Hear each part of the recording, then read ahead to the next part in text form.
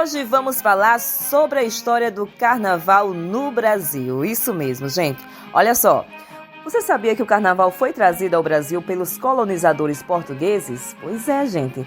Foi trazido entre os séculos 16 e 17, manifestando-se inicialmente por meio do entrudo, uma brincadeira popular.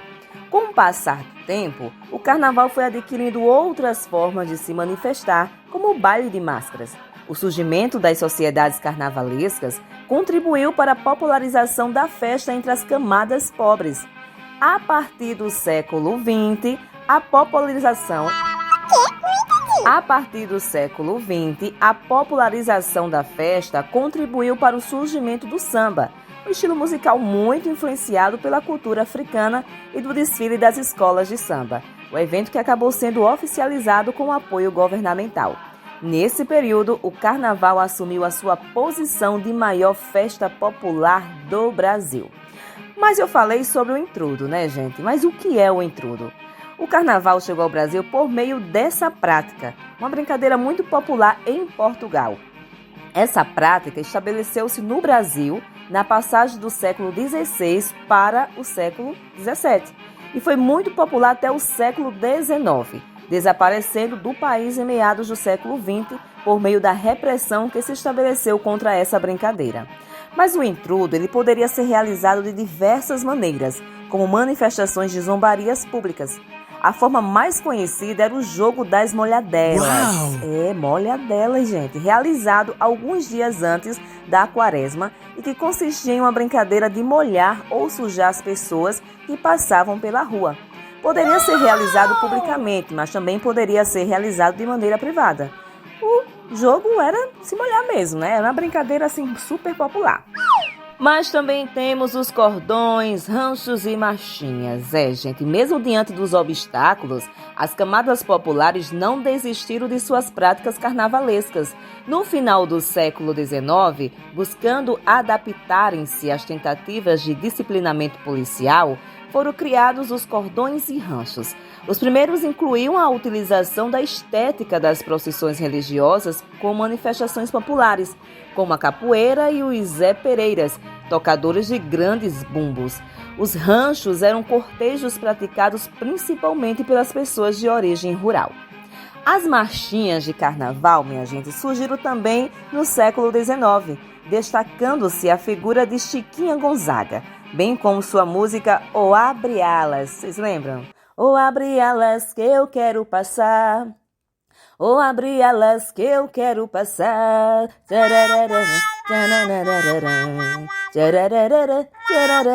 Esqueci, mas tudo bem, deixa lá. O samba somente surgiu por volta da década de 1910 com a música Pelo Telefone de Donga e Mauro de Almeida, tornando-se ao longo do tempo o legítimo representante musical do carnaval. Agora vamos falar dos afoxés, frevo e corsos. Na Bahia, gente, os primeiros afoxés, o ritmo musical, surgiram na virada do século XIX para o século XX, com o objetivo de relembrar as tradições culturais africanas. Os primeiros afoxés foram a Embaixada da África e os pândegos da África. Por volta do mesmo período, o frevo passou a ser praticado no Recife e o maracatu ganhou as ruas de Olinda. Ao longo do século XX, o carnaval popularizou-se ainda mais no Brasil e conheceu uma diversidade de formas de realização, tanto entre a classe dominante como entre as classes populares. Por volta da década de 1910, os corsos surgiram com os carros conversíveis da elite carioca desfilando pela Avenida Central, atual Avenida Rio Branco. Tal prática durou até por volta da década de 1930. Agora vamos falar das escolas de samba e trio elétrico. Olha só, entre as classes populares surgiram as escolas de samba. Na década de 1910, considera-se que a primeira escola de samba teria sido a Deixa Falar, fundada em 1928, que daria origem à Escola Estácio de Sá. Olha, Estácio de Sá, minha faculdade. Mas vamos lá, gente. Outra escola de samba pioneira foi a Vai Como Pode, que atualmente é conhecida como Portela.